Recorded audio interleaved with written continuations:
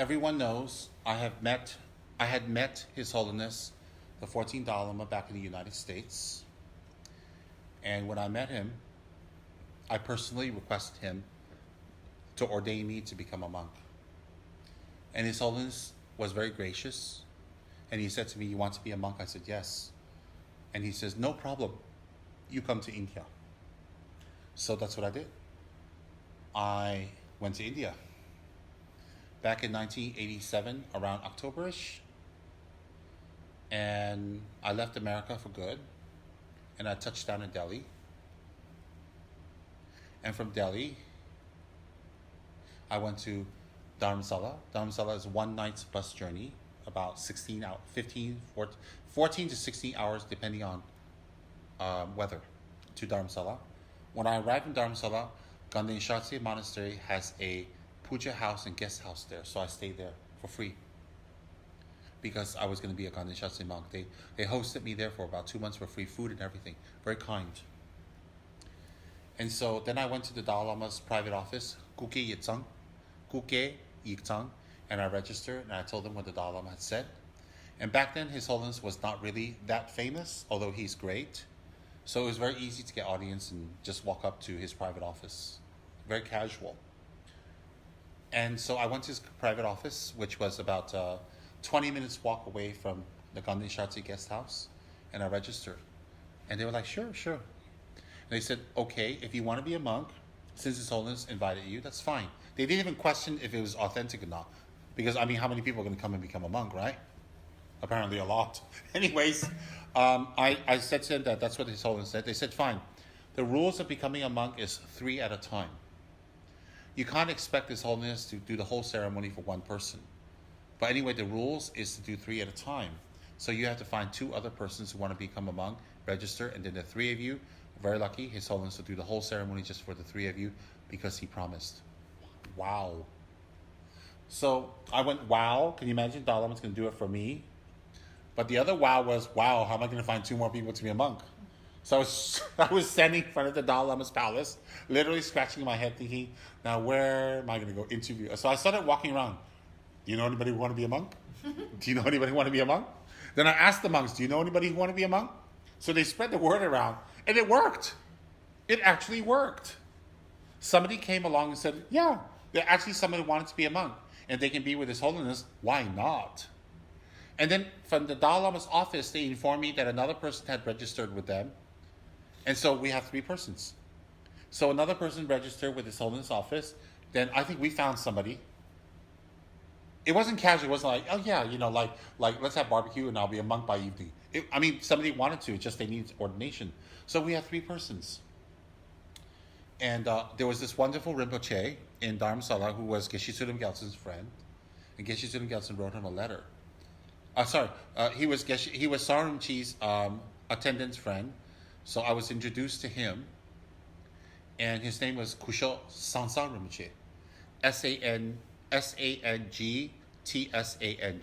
Sangtsang, Sang Rinpoche, who was very learned, very humble, very gentle, very easygoing, always laughing, smiling, yet very alert. And he resided in Dharamsala, and he worked for the Tibetan Tibetan Library of Works and Archives. So he worked in Dalai Lama's library there.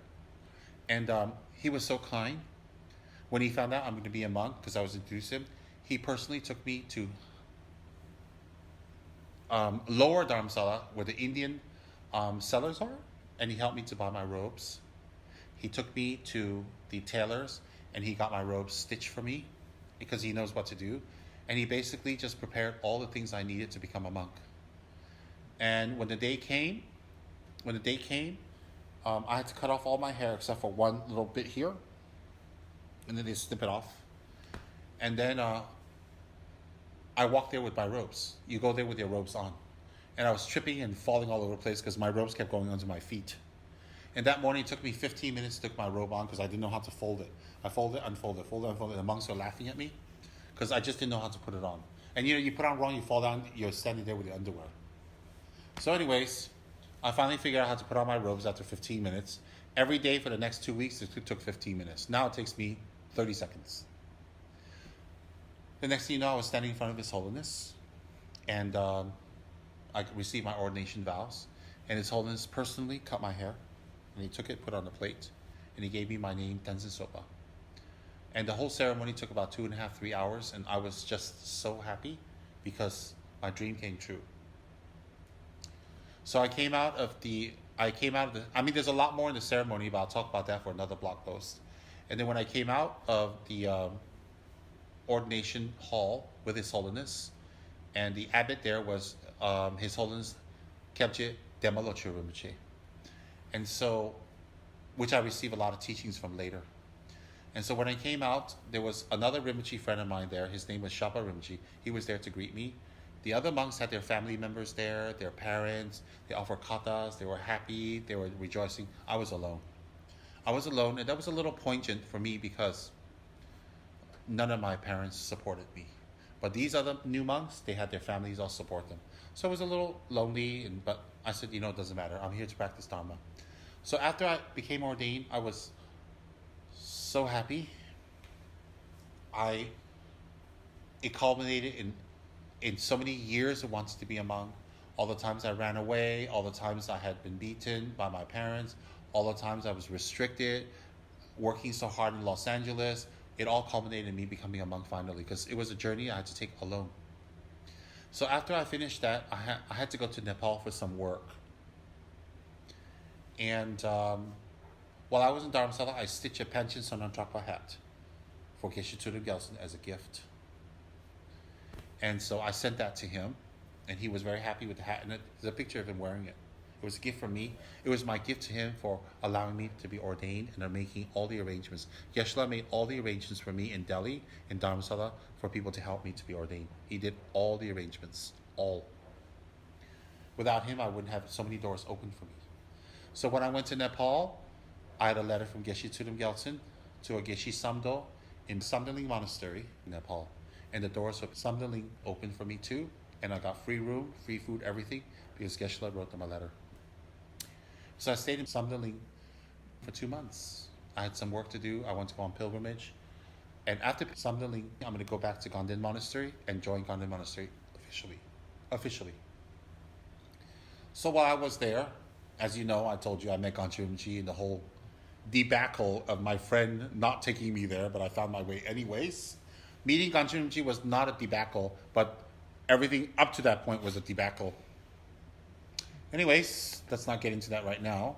So while I was in Nepal for 2 months, I visited all the holy places because I made friends with the monks there. In the monastery, they did Dorje shooting practice at that time. They did Dorje shooting practice every single day. So I go there, make offerings, and join the pujas and all that stuff. And that monastery is just 10 seconds walk from Bodha Stupa. It's very nearby. So it was such a beautiful time, 1987. Nepal was very innocent. It was very simple. There's a lot of backpackers. There's a lot of spirituality. There's a lot of monks. There's a lot of nuns. There's a lot of monasteries, temples. You guys all know, you've been there. And it was just a magical place. Just think, from Howell, New Jersey, to Sodom and Gomorrah, a.k.a. Los Angeles, and here I am in Shangri-La.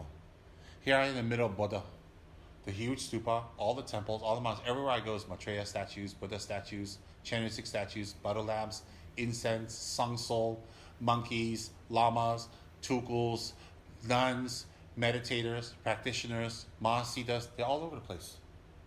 Can you imagine me in Nepal? I was like, oh my God, I'm home. It was such a magical time for me. And then what was so beautiful was I met so many Vajrayogini hermits, people who meditated on Vajrayogini for their lifetime. That means they never come out of their hermitage, they stay in meditation. I met people like that. And then I met Kebje Ganchen Rinpoche at that time. I had the great honor to go to his house and meet him and receive teachings from him and receive oral transmissions and blessings from him and advice from him. And I was also very lucky because while I was in Nepal in 1987, Zopa Rinpoche also came to Kopan Monastery. You see, because Zopa Rinpoche travels, so he came to Kopan Monastery and I had visited Kopan Monastery. So I had heard that Zopa Rinpoche is giving a 1,000-arm Avalokiteshvara initiation in Kopan. I was so excited. Number one, I wanted Avalokiteshvara's practice because I love Avalokiteshvara or Chenrezig. Number two, Zopa Rinpoche is a great monk. And three, it's in Kopan, and I'm in Kathmandu. Wow. I mean, it's magical. Can you imagine me in New Jersey to this? I was so happy. So, what I did was this is,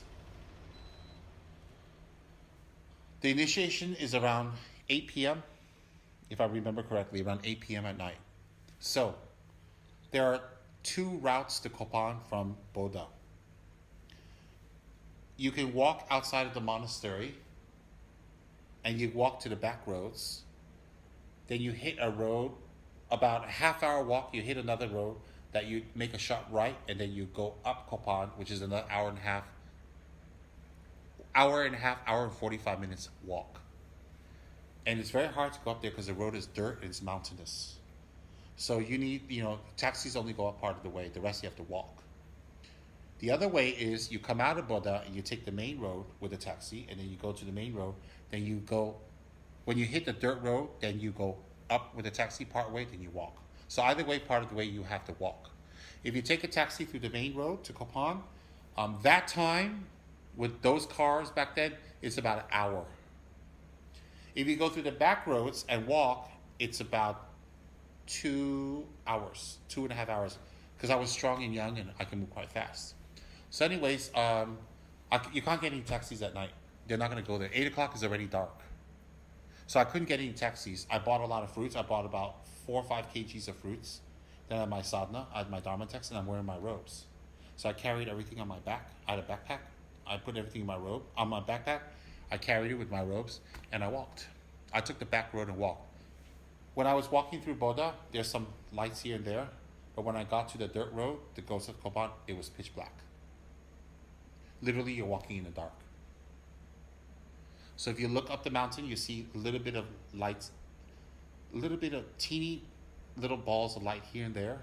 They're not spiritual orbs, they're little lights from windows. And you just follow those lights, and there's just one road. So I walked up. I walked up in the dark. When I got to the last stretch of the road that was going up Kopan, I took a wrong turn because it's pitch dark. Literally, you're just walking like that. And there's nobody around. Nobody, not even a dog.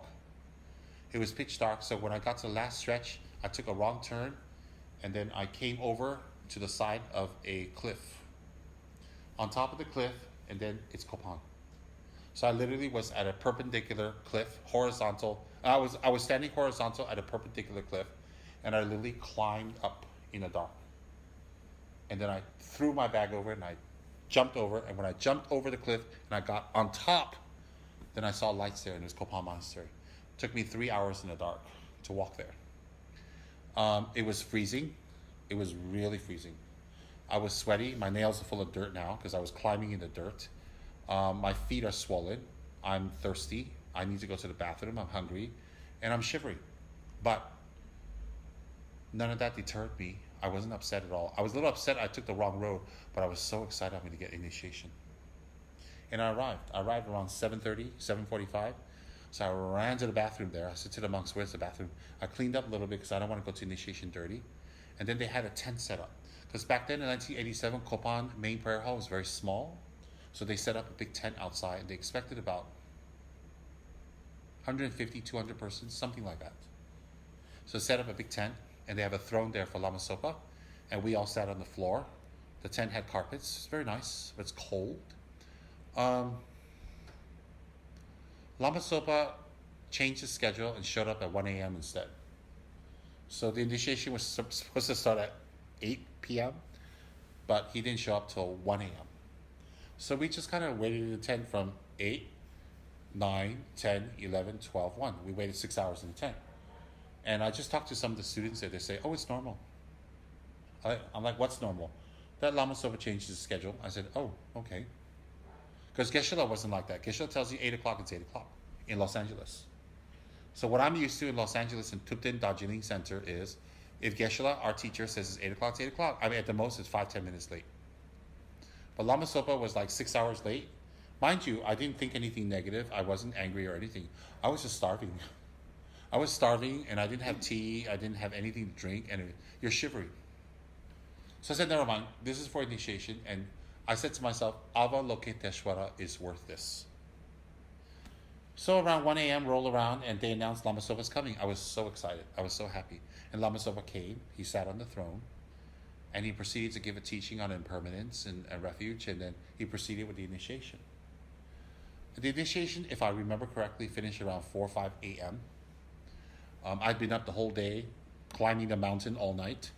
And around 3 a.m., there was a little break. And they're going to offer all the initiates tea. Tibetan tea, hot and steaming. Just think, you're freezing to death. You haven't had anything to drink. Now you want that Tibetan soup. Usually you get Tibetan tea. It's got like tea and butter and salt and milk. You're like, yuck. That's so thick. It's like soup, right? I was dying for it. So they gave us, I'm like, I don't have a cup. The monk said, don't worry, we're going to give you a cup. So I got a cup and they filled up my Tibetan tea and it was steaming. And it was, I can see the butter floating. I was like, oh, yeah. But Lama Zopa had to make an offering first. So Lama Zopa, by the time they poured the tea, mine was getting warm because they had to pour for 100, 200 persons, right? And then after everybody got the tea, Lama Zopa said he's going to make an offering. So he took his teacup and he raised it up to the sky and he recited a whole bunch of prayers, which took about 3-4 minutes. While I'm looking at my steaming tea thinking, I don't think the Buddhas are thirsty. Can we just drink our tea?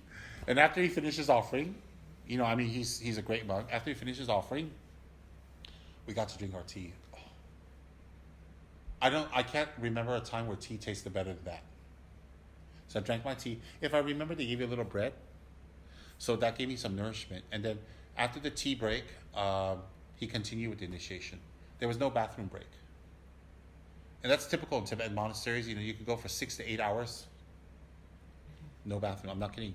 If you go to the bathroom, you miss out. You miss it until you don't get the whole initiation.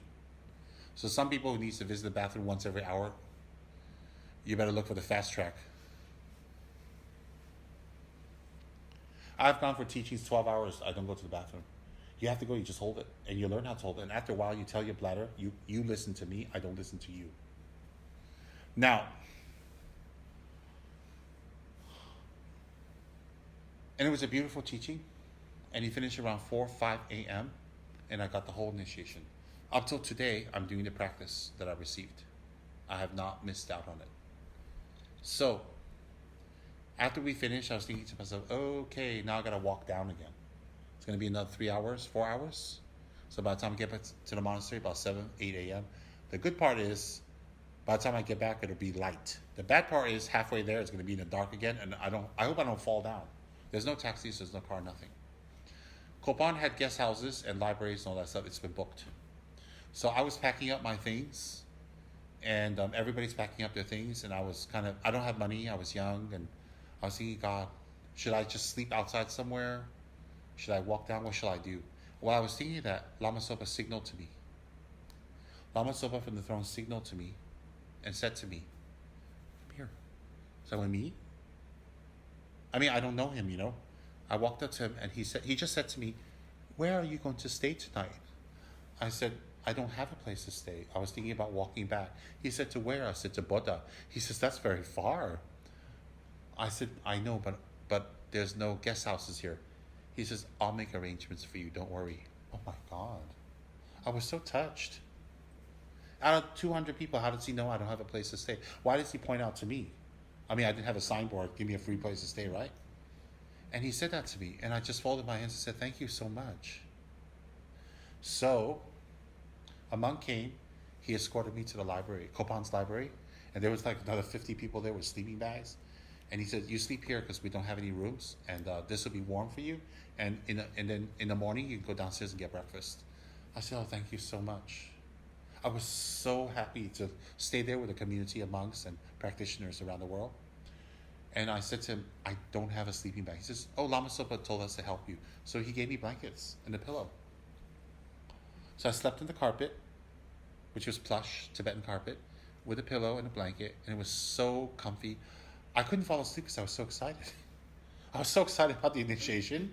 I was so excited about meeting Lama Zopa. I was so excited that everybody was so kind. I was so excited that Lama Zopa showed his clairvoyance. I was so excited that I had a cup of tea. I was so excited I'm going to get a free breakfast. I was so excited that I have a place to stay. And I was really excited I don't have to walk back to Buddha that night. Because it's a dreadful long walk, trust me. And if it rains, you're finished. I've walked to Kopan where it rained, and I'm stuck in the rain and walking in the mud. Because I walked to Kopan at least 10, 15 times. So, I couldn't sleep because I was so excited. I was looking at the library. I was dying, because they had a lot of postcards of Buddhas for sale. I wanted to look at that, but there was no lights. They turned it all off. So I waited till the morning. When morning got up, I got up immediately. And all the Westerners got up and they were wandering around. Some were sleeping. And I looked at the library. I looked at postcards. I bought some postcards. I was so excited.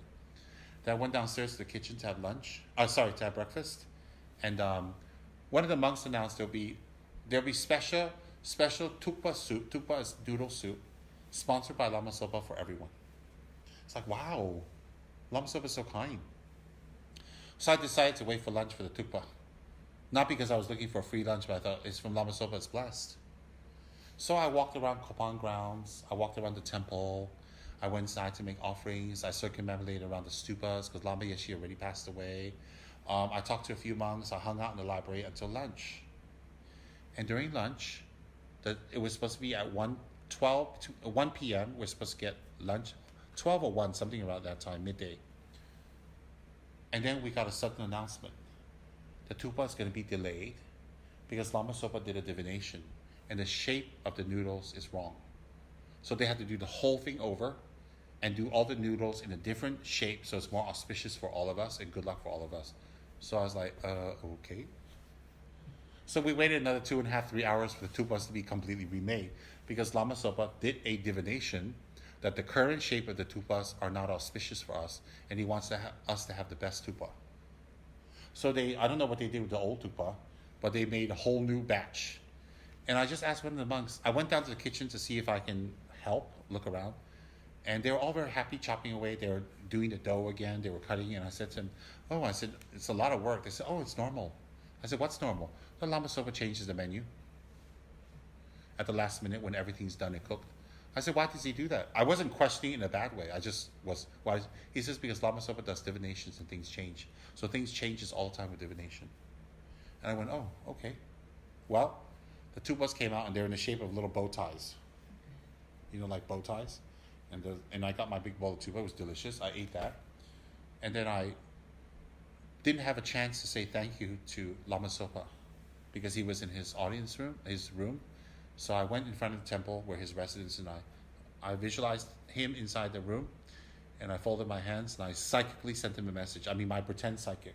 And I just said in my mind, thank you for the initiation, thank you for the place to stay, for the food, the tukpa, and I will do this practice. So I visualized that and thanked him, and then I walked down. And I was very happy to walk down because when I left, it was about 4 or 5 o'clock, and I had a casual walk back to Bodha, 2.5 hours because it's daytime, and I didn't get lost this time. And when I arrived back to Kopan Monastery, my monk friends, they were all worried. They're like, what happened to you? We didn't know what happened to you. And I told them everything. They were so happy for me. So that was how I got the 1,000 arm Avalokiteshvara initiation from Lama Zopa. That's how I made it up to Kopan. That was the adventure that brought me up there, and Lama Zopa's kindness and his compassion, and how he took care of every one of his students, even people he had met for the very first time. And my 2.5 months in Bodha, in Kathmandu, in 1987 was one of the best and most magical times of my life. I visited 5 holy Vajrayani places. One place is not open to foreigners, but I was able to sneak in because I looked like one of the Tibetans. I was able to visit the Gurumji cave. I was able to visit many, many holy monasteries of the Nyingma, Kagyu, Sakya, Gelug tradition. I met 1 or 2 meditators who had gone into meditation for life. That means they'll never come out. And I met them, made offerings to them. I met innumerable, beautiful senior monks who were so kind and so knowledgeable and filled with the traditional, what you expect for old monks, compassion. I was able to meet high lamas for the first time and receive teachings from them like Tsem Rinpoche, and spent a lot of time with him. hanging out at his house, getting teachings, assisting him, going shopping with him, visiting his guru.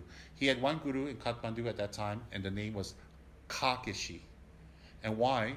Because Kakeshi would have an ah appear on his tongue from time to time. So when people saw him, he stuck out his tongue, you see the clear impression of the Tibetan syllable ah, which meant the speech of all Buddhas. And sometimes these mantras will appear at the bottom of his feet. So when you lift his feet up, you'll see it. So we went to meet Kakeshi, and I had the honor. This is Ganchen Rinpoche's tutor, so I had the honor to go and make prostrations to Kakeshi, make prostrations to him, make offerings to him, receive his blessings, and pray in front of him to develop aspirational prayers.